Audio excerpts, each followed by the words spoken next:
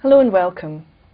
Before I introduce my guest, Professor Mona Baker from the University of Manchester, I'd first like to introduce myself. My name's Dr. Morven Beaton-Thome, and I'm a lecturer in Interpreting and Translation Studies, also at the Centre for Translation and Intercultural Studies at the University of Manchester. Mona, I'd like to talk to you today about the second edition of In Other Words. I think that you yourself really need no introduction. You're a prominent figure in the field of translation studies. To mention a few of your publications: Critical Readings in Translation Studies, the Routledge Encyclopedia of Translation Studies, the 4-volume Translation Studies, and of course your monograph Translation and Conflict. Second edition of In Other Words, what prompted you to bring out another edition of the 1992 book? Well, the first edition, as you know, came out in 1992, so that's nearly 10 years ago. It's a long time in the life of a discipline. Much has changed during that period. For a start, we weren't a discipline in 1992. I remember when back in the late 80s, when I wanted to do an MA in translation studies, I couldn't find one within reach. Today, just about every institution around the world offers several different MAs in translation and interpreting. So today we are a discipline, and that's a major change.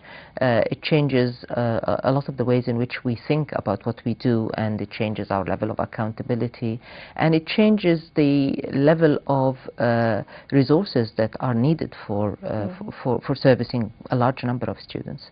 And so, encouraged by Routledge, by the publisher, I decided to revisit what I did 10 years ago and to try and bring it more in line with what was happening today, both in the discipline and also in the professional world of translation and interpreting. If we could just focus in on those changes. You talked about a number of changes that have happened in the discipline and in the professional practice of translation and interpreting. Could you maybe mention a few of those that we could explore in a little more detail? Yeah. As far as the discipline is concerned, as I already mentioned, there are just far more training courses than there used to be. And so this is a major change. In terms of the professional world itself, and of course that is reflected in the kind of courses that are on offer, there is, for example, the shift towards relying more heavily on visual material and integrating visual and verbal material in things like newspaper material, promotional leaflets, the growth of audiovisual translation.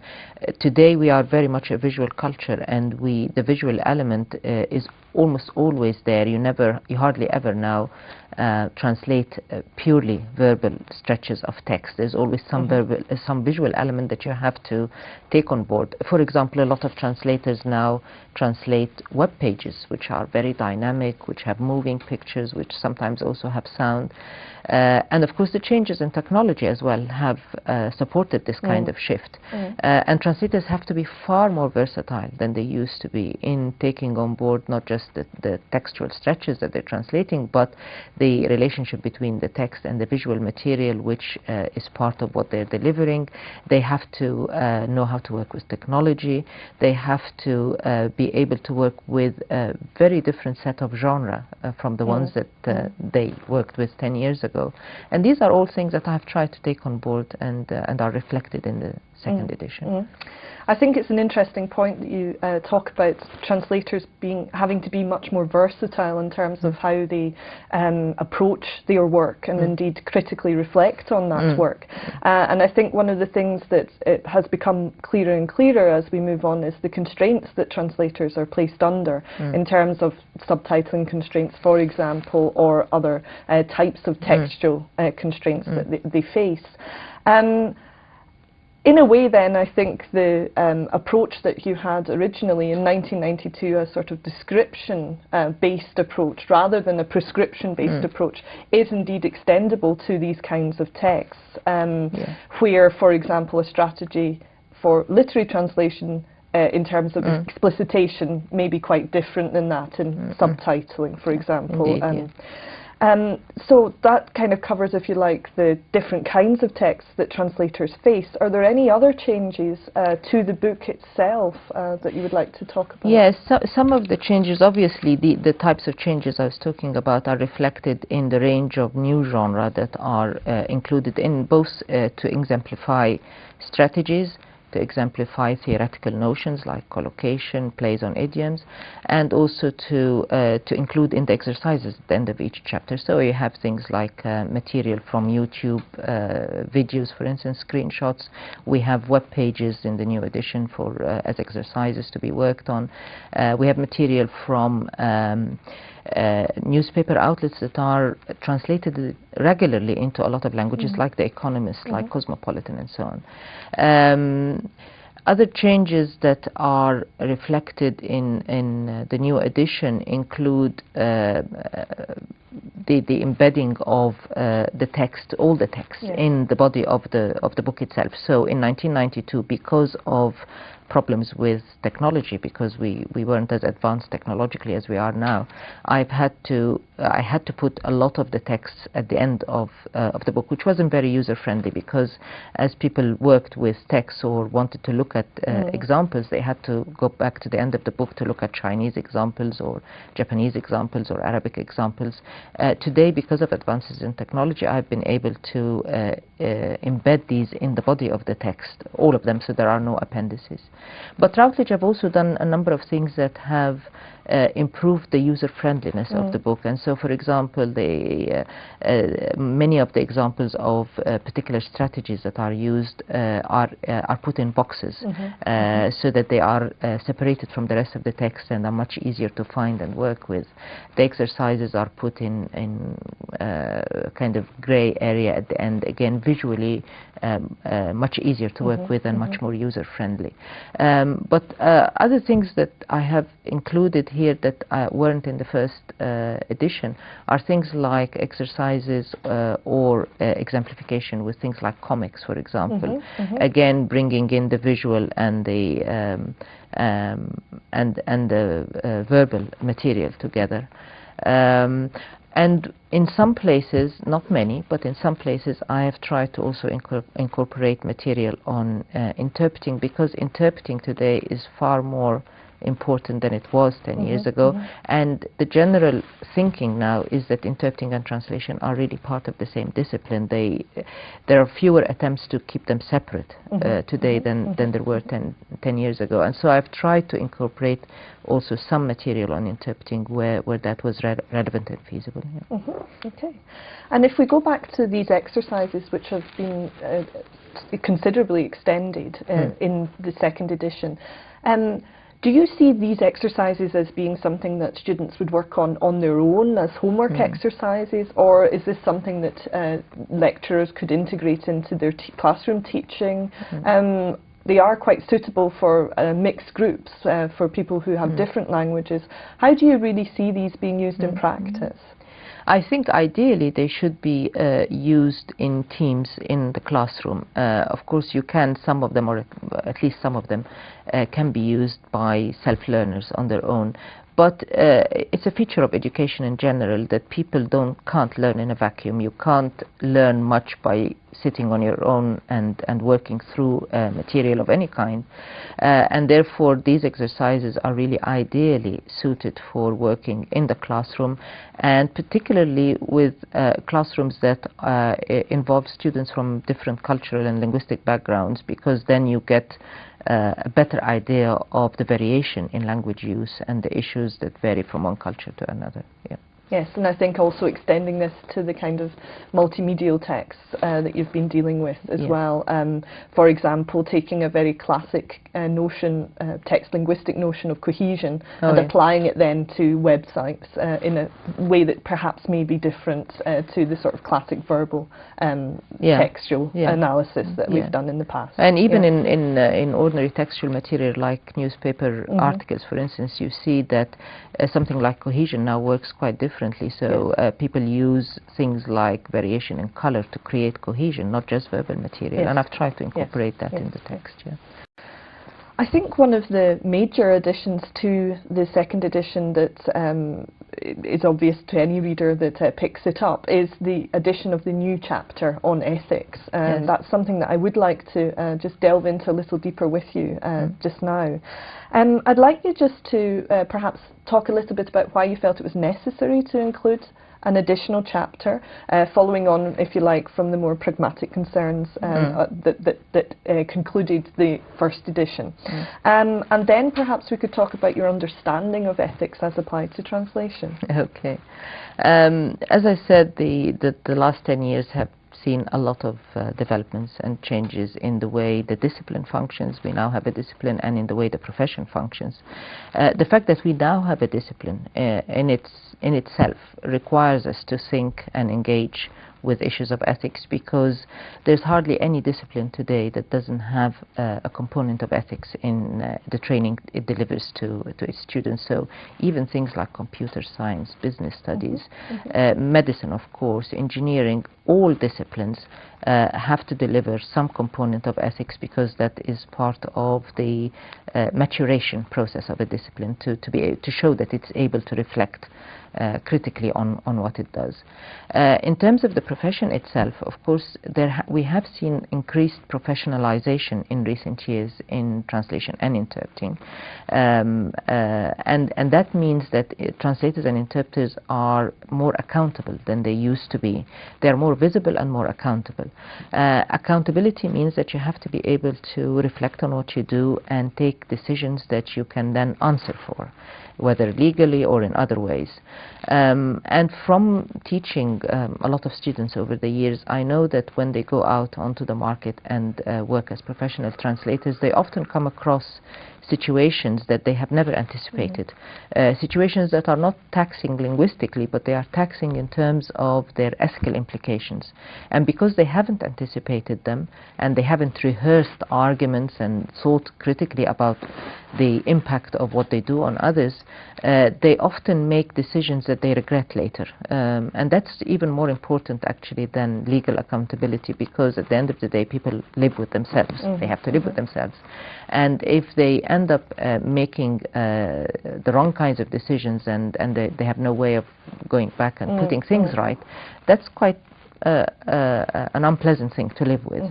And so I felt that it is important to add something that reflects now that increased professionalization in the discipline, and the fact that it is a discipline, something that shows that we can reflect not only on the kind of mechanics of what we do, but can that allows us to reflect on the impact of what we do on others, because that's what ethics is. And you asked me about my understanding of ethics. Ethics is about the impact of what we do on others, and this kind of difficult balance that we have to keep between the rights of the self, my rights personally, and the rights of others that I come in contact with, and the rights of different others, because often the rights of different people clash with each other. This is what ethics is about, and it's a very difficult area to reflect on responsibly, and be able to. It is something that we have to negotiate all the time in our daily lives.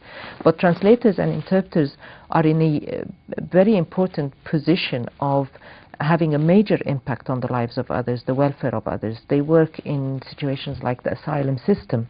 They work in courts. They work for minority groups. Just about everything that they do has an impact on the lives of others, on the quality of life, on their survival, and therefore they have to really think very, very carefully about the implications of what they do for others. I think this ties in very nicely with the whole approach of the book, really, where you're moving very much from what was previously a sort of prescriptivist standpoint towards description, and towards thinking about numerous options for dealing with particular situations. Whereas in the more textual-based parts of the book, it's about strategies, translation strategies. When we go into the chapter on ethics, we're talking much more about options of behaviour, roles that interpreters and translators take. Do you think that that's an area that has been neglected in translation studies teaching? I think, for example, very much about the way in which ethics has been approached in terms of a sort of rule-based system, in the way that, you know, if this happens, do this.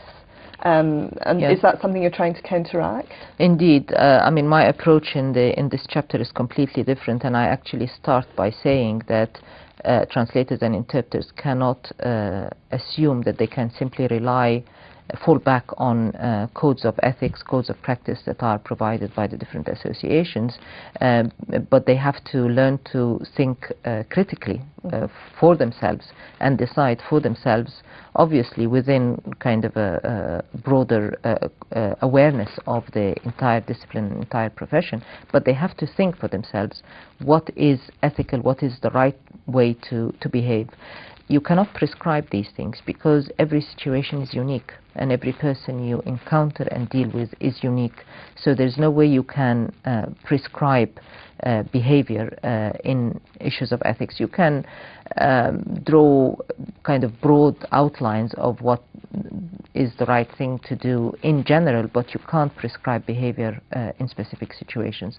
And therefore what I've tried to do in this chapter is it's the same kind of approach that I adopt in the rest of the book, which is it's not a prescriptive approach. It's about giving students a set of conceptual tools with which to reflect on a particular area of practice or a particular area of behavior. So I've tried to do the same here, and like the rest of the book, again, the arguments are based on concrete and authentic examples. These are not situations that I make up. These are situations that are actually documented by professional translators and interpreters. And so I use these authentic examples to allow students to think through the arguments, particularly when you have controversial positions. It's very important to be able to think through the arguments for and against a particular position, even if you know in yourself what it is that you prefer or what you think is the right thing. It's always important to see the other side and to rehearse the arguments for the other side. And so I've tried to build that also in the exercises at the end. So some of the exercises at the end of that chapter are about taking controversial, sometimes high-profile situations and rehearsing the ethical, not the textual arguments, but the ethical arguments for and against particular types of decision. Which, of course, are evidenced in textual behaviour. So the fact that a translator makes a certain decision textually will impact upon the ethical behaviour, or it mirrors, if you like, or embodies that ethical behaviour. Some of the decisions are made at a very macro level. So, for instance, there's the decision to accept or not accept an assignment that you know, before you even get into the textual issue. But a lot of the decisions are made at the level of the text itself, textual choices and their implications for others. Thank you.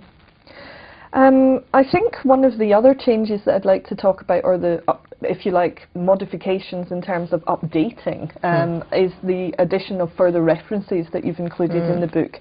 I think as a lecturer who's been teaching based on this book for a number of years, that's something that's very welcome. I found that what I was doing was adding sort of references towards adding newer references perhaps to the kinds of topics that you were selecting. I think, just to kind of come back to the perspective of the lecturer using this book, the feedback that I've had very much from students is that it's very user-friendly, very clearly and coherently argued, and that they find it quite easy to apply, despite there being quite complicated linguistic concepts being explored within the text. How do you feel about its suitability for students with no background in linguistics whatsoever? Is this something that you deliberately set out to do? Indeed, that's why I argue for a top-bottom approach in the book, starting with very, very low-level, very small units of language, and very carefully and in a detailed way working through the different levels until you come to quite complex things like theme rime organization. For instance, that's one of the most difficult chapters and longest chapters of the book. Now, some students, not everybody's got aptitude for linguistic analysis, and some students will skip a chapter like the theme dream analysis, although I hope that I've made it as user-friendly as possible. But the book on the whole is designed for students who don't have a background in linguistics, but also I hope allows students who have an aptitude for this kind of thing to take it further, to develop it further. I mean, I think this is also or students with less of a background in linguistics are also helped by the comprehensive glossary at the end, for example, and explanation and definition of key terms throughout. I think that that's something that you do, even more basic linguistic terms that they may not be acquainted with. Yeah, and the concrete examples, of course, because it's the concrete examples that bring a theoretical notion to life. I mean, obviously you deal with English in the book, and your examples are of translation from English into other languages. And when other languages are used, you provide English back translations of those examples. Do you see that as limiting the book's applicability, the strategies that you talk about, for example? Are they particularly related to English and translation from that language? No, I don't think so. I think a lot of the strategies will apply to a lot of language combinations. And I think that the use of a wide range of languages is enriching for all students, irrespective of their own language combination, because translators need to be sensitive and aware to the way language works in general. And being able to see this with languages that they don't even speak and be able to follow what is going on in the language can only enrich their awareness of how language works and their sensitivity towards things that they may not even be aware of in their own language, but when they see it analyzed in relation to another language, they may become more sensitive to it in their own language. I mean, that's something that native speakers of English, my students, have said to me, that it's actually taught them about their own language and how it works, and to recognise particular elements of that language. So that's been continued then, I presume, in the second edition. Many thanks, Mona. I think we've managed to cover everything we wanted to cover today. We've talked about the additions to the new edition of In Other Words. We've looked at the new chapter in a little bit more detail on ethics, and we've looked at the kinds of different texts that we've dealt with in translation and are continuing to deal with in translation in 2011. So thank you very much. We're all looking forward, I think, to now reading and using the new edition in our translation teaching. Thank you very much, Mona. Thank you. Thank you.